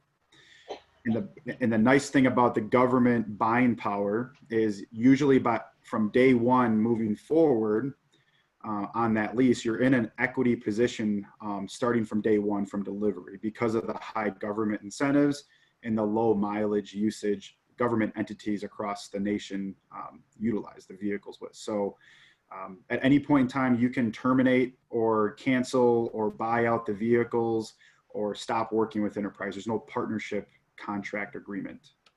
Okay, and I'm thinking about, in particular, the police squad cars, because I was looking at the projections for the next 5 years in our CIP, and I think every year there's a police squad car. And the average cost is $41,000 to $43,000 depending on what year, but that was without the additional cost for changing out some of the equipment and the painting of the vehicle, things like that. So Adam, I guess when we're talking about 77,000, you know, whether or not we've included those kinds of costs when we talked about the actual amount of money that's actually being spent on a vehicle versus some of the additional cost to having that vehicle.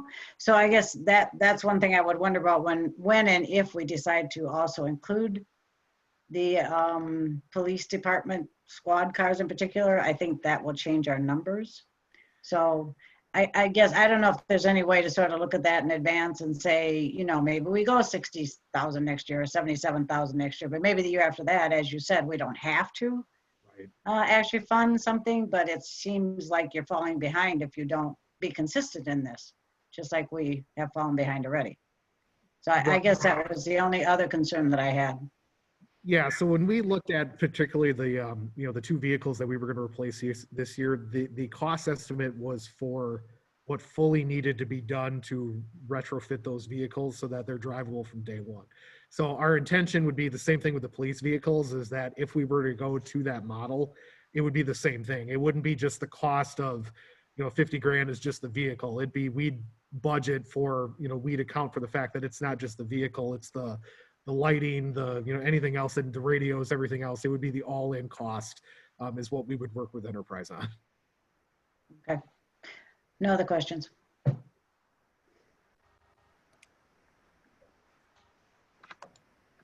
Remind me how we got to 77. What vehicles are we talking that we were going to replace? Because isn't one of these a water and sewer vehicle?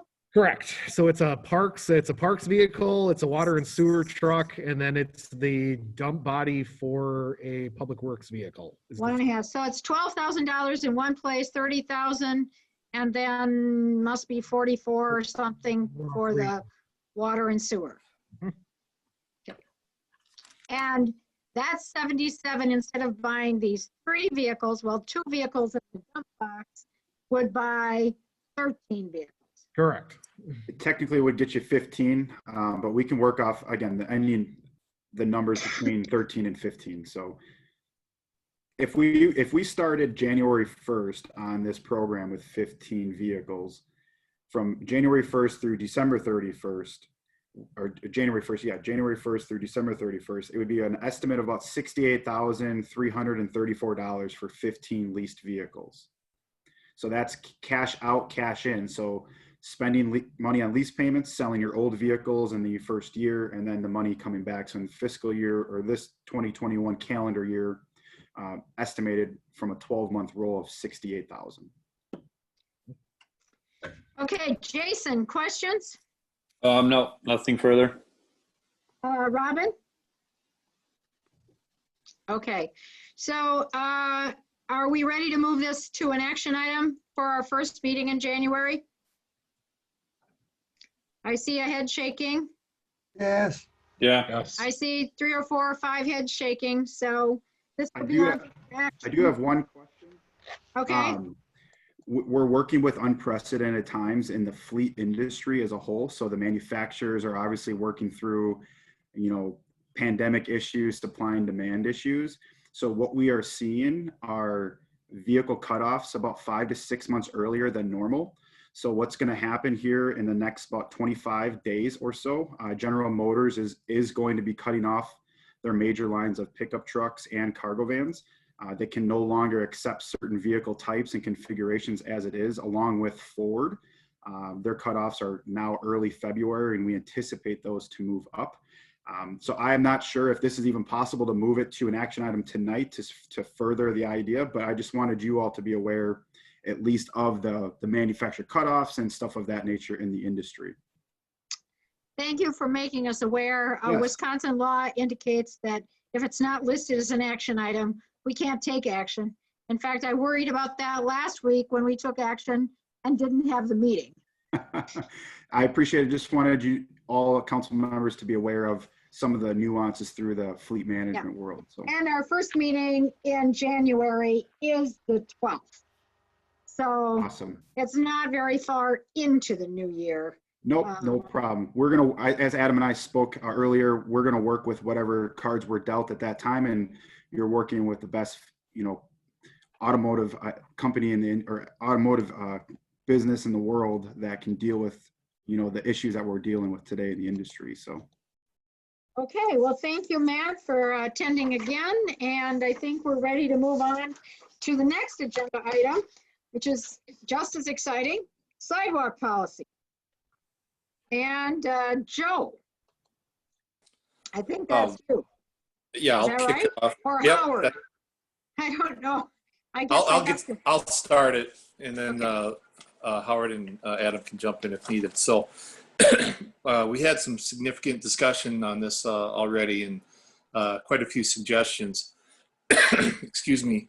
So I tried to figure out how to best incorporate some of the comments that we made, and actually I took the cue from, I don't remember who, one of the council members suggested, 2 options for consideration. So that's what I went with for you to look at. So option 1 is essentially, for the most part, it's the same draft policy that you reviewed last time. I made a couple of minor changes. The first page under the guiding principles, there was a comment about the language with that ultimate goal. So I tweaked that a little bit. There was a suggestion to have the PADIC board involved in any sidewalk discussions in the industry park. So I added that. And then I think I took out the language about having an option for asphalt or masonry, paver, sidewalks. So that is essentially the only changes in option 1. Otherwise, it's the same document that we reviewed last time. So option 2 gets into a little bit more potential changes. But again, most of this language is, at least was included and discussed last time. I think In addition to the changes I just mentioned, there was some language about the sidewalks for street projects, and I believe, Barb, that was the language you had submitted before, so it is language that the council did have a chance to look at previously. And then a similar change in the development projects for new subdivisions. Again, that language that was suggested previously, essentially that there are some situations where sidewalks may not be required on each side of every street, particularly for cul-de-sacs. So I put that language in there. And then there was a comment about, you know, the subdivisions that are, or other developments that are far removed from other sidewalks or the sidewalk network, that should be something that we, ideally we could take a look at and maybe spend the funds somewhere else. So I did at least add that as a consideration for if somebody has a request for an exemption. In a perfect world, that particular exemption would also be included or accompanied by, you know, a different funding mechanism where we could take that money that would go for sidewalks in a subdivision that's not connected and put it towards sidewalks in an area that is connected. And maybe that's something we can look at in the future, either impact fee or transportation utility, but at least it gets the concept in the policy that that is something that should be considered in the future. So basically we've got, you know, two options for you to consider, and hopefully one of those will get a majority, or we can tweak one of those if it seems to be closest. But we'd like to get this at least adopted so that we can move forward with doing whatever code amendments would follow this kind of policy guideline. Any questions? Adam or Howard, anything to add before I start around? No, thanks. No, I think Joe did great. Thanks, Joe. You did a great job. Isaac, what do you think? Option 1, option 2, how you feeling? I'm not really sure. So there's still some things in this I don't care for, but and I've stated those in the past. So I guess once you move it on to action, you know, I'll just go at that time. So. Well, if you were to move one to action, would you, I mean, which one do you look more favorably at? Option 1 or option 2? I mean, I guess at this point, we're not going to move both. Yeah, I guess at this point, I would say probably option 1. Okay.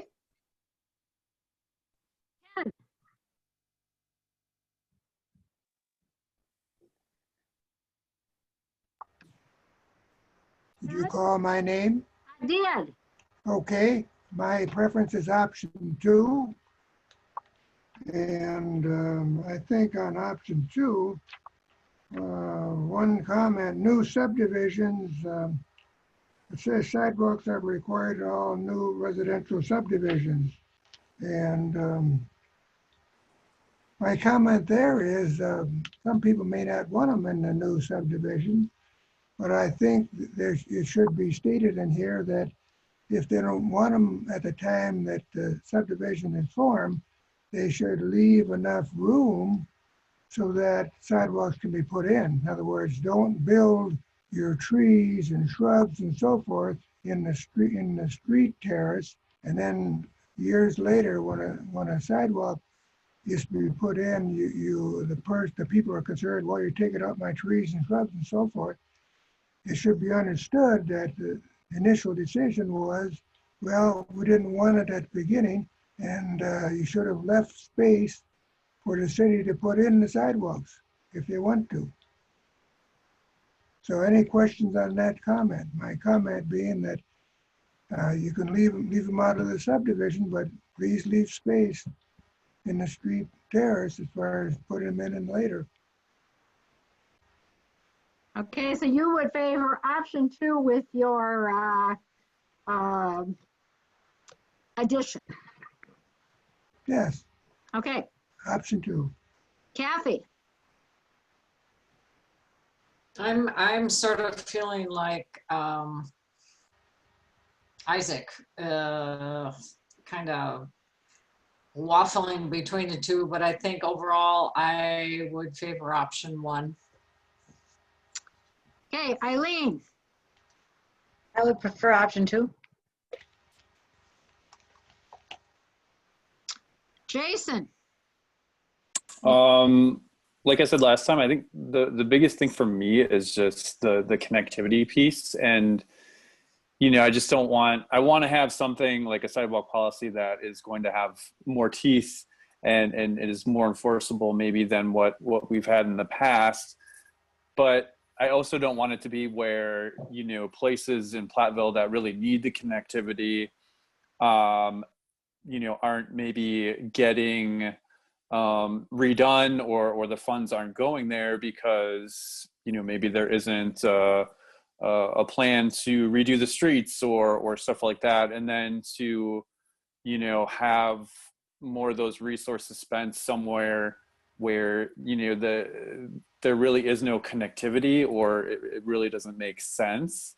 So I think for me, that's the biggest thing. And I think probably option 2 would fit that the most for me right now. So I'd go with that. Robin.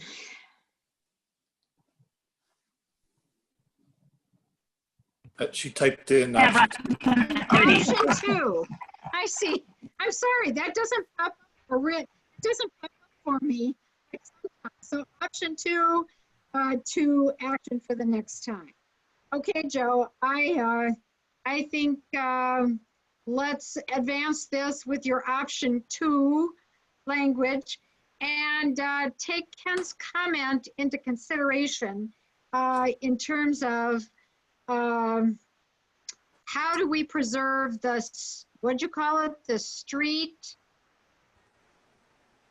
whatever it is. Street terrace. Street terrace in places where sidewalk isn't installed. I mean, some of that, yeah, I understand that issue, a street terrace. Okay, so we won't see option 1 again. We'll see option 2. I can tell you that, Adam, do you want to report on the PADEC discussion about this? Yes. So when we met with the PADEC board, their, I guess, recommendation was that they did not want anything related to sidewalks in the industrial park to be in the document. They felt that they had concerns, I think, that have been discussed, you know, in our conversations about how that could be a hindrance to development. And obviously, if the, you know, whatever the company is, if they want to put it in as part of their incentive to employees, they would be all more for that. But they had concerns with kind of the longevity of that or with potential trucks or anything. There were just a lot of concerns that they had. Yeah. Okay. Moving on. 2021 city goals. All right, so it says in my note I'm going to give a short presentation, so I promise I'm going to stick to that. So here it is. So what you have in front of you is essentially the 2021 city goals. So every year, you know, the city manager brings forth the goals for the next year, has the council kind of look at them.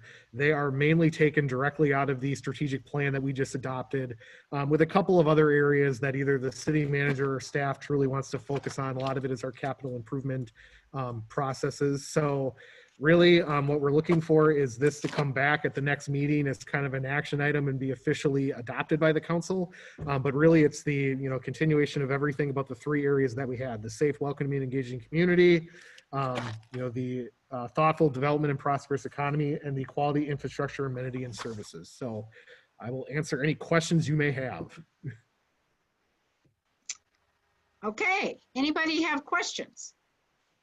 Isaac. No questions. Ken. No questions. Kathy. No, I don't have any questions, but I'd just maybe Adam, a point of clarification, the status of the grant application to the county. Did they meet? Yes. So they did meet today. Oh, today. Yes, they met this morning, which was kind of eye-opening. We got an email, and our museum project was approved to move forward. So they are going to be officially submitting the grant application on behalf of the city and also the county to have the roof essentially be replaced through the closed funds. So cross your fingers. It sounds like everything's going in the direction we want. So that's a big success, only for our strategic plan, but also for all the work that the museum staff and city staff worked on. So Okay. Now remember, this is approved to move to the next step. Right. Not approved money yet. Right. Just to move, approved to move to the next step. So that means it's probably going to WEDC now, or DOA. Yes. Okay. Okay. Any other comments on or questions, Kathy? No. Okay, Jason. Nope. Robin. Robin says no. She must have also said, okay. All right, so we're done with your short update on that. Let us go then to TIDE, inclusivity, diversity, and equity update. Yeah, so obviously we had applications out there for people to submit their interest in being on the committee. So far we have received 4, which not a bad start, we'll take it. So what we have is a couple of different members so far that have expressed interest. Brandon Snyder, Keith Custer, Emily Zachary, who is the actually with the school district. She is their diversity coordinator. So that has definitely somebody that would be well suited for this.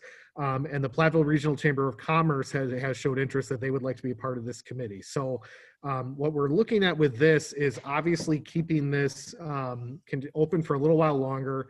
Our intention would be to have obviously Council President Doss make these official either at the first meeting or second meeting in January. So what we're obviously looking for is council members, and we'll obviously as staff put another kind of call out on Facebook, really for, to try to get anybody who is interested.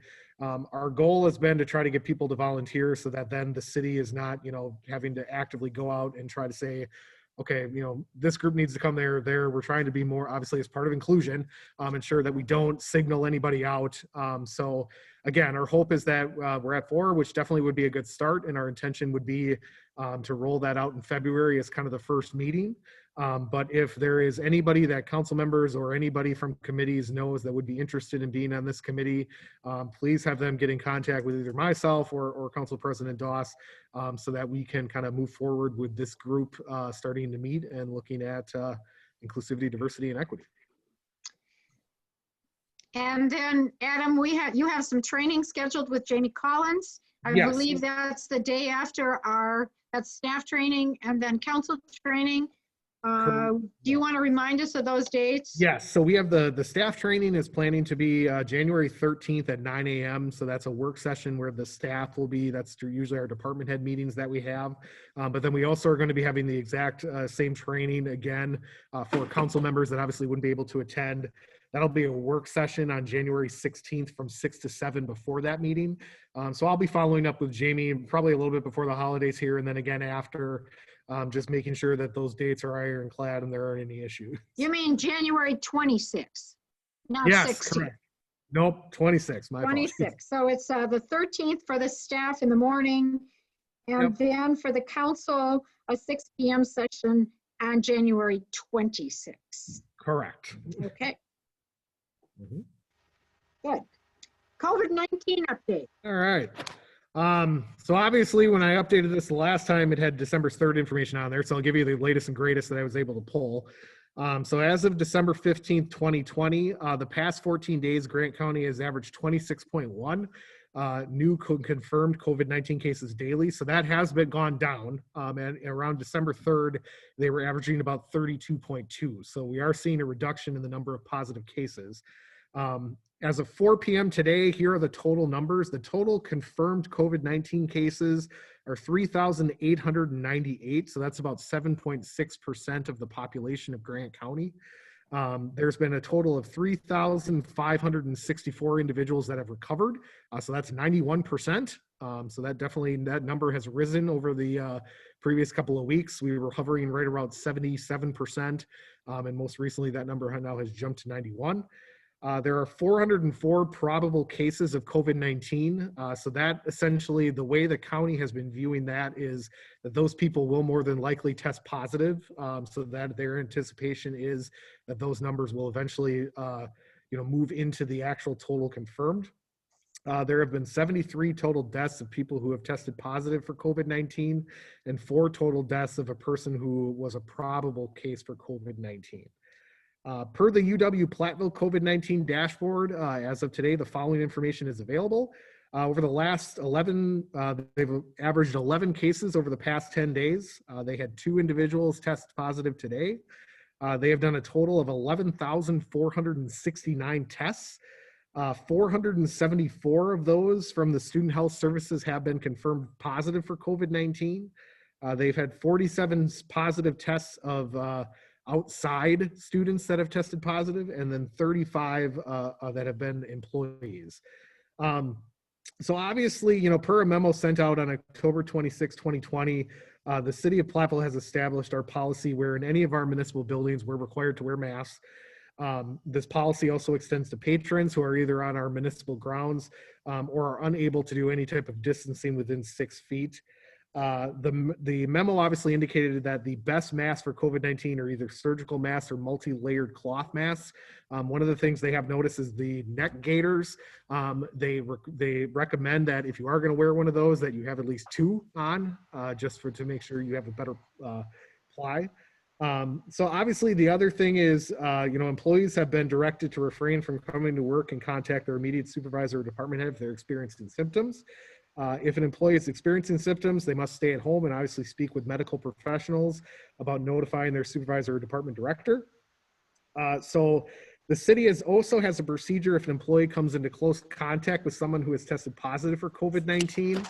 And the document kind of references what all that is, but that document was created with the help of League of Municipalities and also the city of Janesville is what that document was kind of mirrored after, where it shows, the policies and procedures that as staff we follow when we're aware of somebody that comes into close contact. And a lot of that has been in conjunction with, Southwest Health and the policies that they have too, where if the employee is wearing a mask and they're not showing symptoms, they continue to work, but they definitely monitor over that kind of 14-day period to ensure, that they're following the processes, washing their hands, keeping their distance, all of those things. So obviously, as we've kind of continued, one of the things that has changed is on December 2nd, the CDC did issue new guidelines regarding quarantine periods, where the recommendation has typically been that, if you do either are positive or you've come into close contact, and there's a 14-day period, that has the ability now to be reduced to 10 days if you either test positive and after 10 days have not experienced any type of symptoms. Potentially you can talk to your medical doctor and then be returned. The other option now is after 7 days of not showing any signs or symptoms, if you have a negative test, that is also now the ability that you can then talk to your doctor, and basically they're allowing individuals to come back to work. So a couple of things, obviously, with kind of city municipal buildings. The Platteville Public Library is currently available for curbside pickup for requested books. They are open for computer use via appointment only, but as of November 28th, they did close back down for browsing and other in-person visits. Library staff, again, is working on a variety of projects as far as virtual, but they are also available still by the phone to assist any members that would need that. City Hall at this point does remain open, and obviously we have seen a reduced amount of people coming into the building, and all of our kind of employees and staff are stressing, still the ability to use electronic means is the best way to get a hold of us, either by Zoom meetings, phone calls, or email. And the same thing with electronic payments. Our finance department obviously has been closed just due to we have some high-risk individuals in that department that we want to try to keep safe. So that is something that obviously with the tax season coming, we're looking at various options of appointments, and then kind of in talking with Council President Doss and Eileen, we're going to be looking at potentially some other options there of maybe having a day that would allow, potentially for people to come in and pay their tax bill, those type of things. So we'll continue to kind of monitor that as we go along. Obviously, the other thing we did is we created a snow plowing policy. to address the concerns of how COVID-19 might impact that. And obviously, you know, their main focus is on the emergency roads, ensuring that those continually stay clear. But then we also looked at the potential of, you know, if we do have individuals within our DPW and our water and sewer, you know, who would be the backups. So I do want to give definitely a shout out to Howard for handling that from the director standpoint, and also working with the water and sewer staff and DPW to kind of come up with some procedures there. And obviously the big thing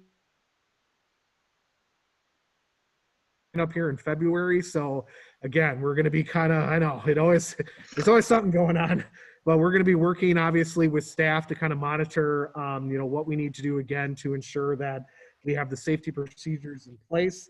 And obviously as the, you know, the city manager, the police chief, the fire chief, public works director, EMS and administrative director, we do continue to meet kind of on a bi-weekly basis here. We meet on Mondays and Fridays and just kind of go over all the numbers and talk about policies and talk about, you know, at what time, you know, we're still reviewing with Park and Recreation, what makes sense to, you know, potentially have that back, talk about, you know, vaccination procedures. We're working with the health department on that.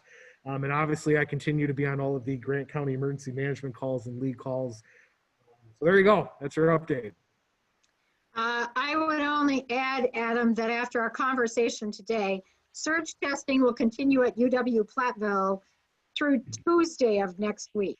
So if you're interested in getting tested, and I have been tested often, I guess, it's a pretty easy procedure to go online, fill out the form, get the piece of paper, walk over.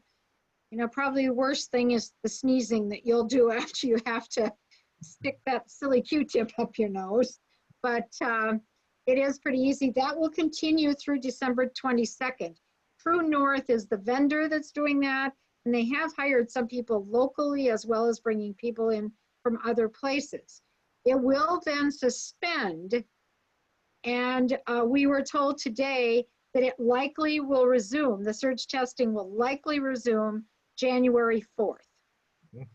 The details of that have yet to be worked through, but it will likely resume. And the other thing is, we now know the National Guard will do testing at the Armory on Fridays, starting this week, the 18th, right? That's their intention. Yeah, they're going to be looking at the 18th and the 22nd, and then they would pick up January 8th. Right. Is what we've heard. Okay, the 18th here in Platteville. They'll do Fridays in Platteville, Tuesdays in Lancaster at, I guess, the fairgrounds. I don't know. Armory here, fairgrounds there. But they also will be shut down for, I guess they won't be doing testing during the holiday period from about the 23rd until likely the 4th or 5th, whatever, of January. So if people need to get tested, that's how you can go about doing that. Other than that, I believe we're at the end of our information and discussion items. So at this point, I would need a motion to go into closed session per Wisconsin statute 1985, parent 1, parent C, considering employment, promotion, compensation, or performance evaluation data of any public employee over which the governmental body has jurisdiction or exercises responsibility. We will be doing the city manager evaluation. You all should have gotten a second link. So this meeting will close out. You'll log or you'll Zoom back in to the other link, and then we'll be in closed session if I have such a motion. So I'm looking for a motion. I'll make the motion to go into closed session. And when we come out of closed session, to adjourn? To adjourn, yes. Okay. So the motion is to go into closed session per the statute, and when we conclude the meeting, to adjourn, totally adjourn. Okay? Correct. Yep. So that's the motion. Do I have a second? Second. Okay, second. Candace will vote. Doss? Yes. Killian? Yes. Klein? Yes. Yes. Nichols? Yes. Kopp? Yes. Arts. Yes. Motion carries. Okay, folks, and thanks to the city staff who stayed on. We'll leave this meeting. We'll give everybody 2 or 3 minutes to get up and maybe get a drink or whatever, and then we'll be back in session.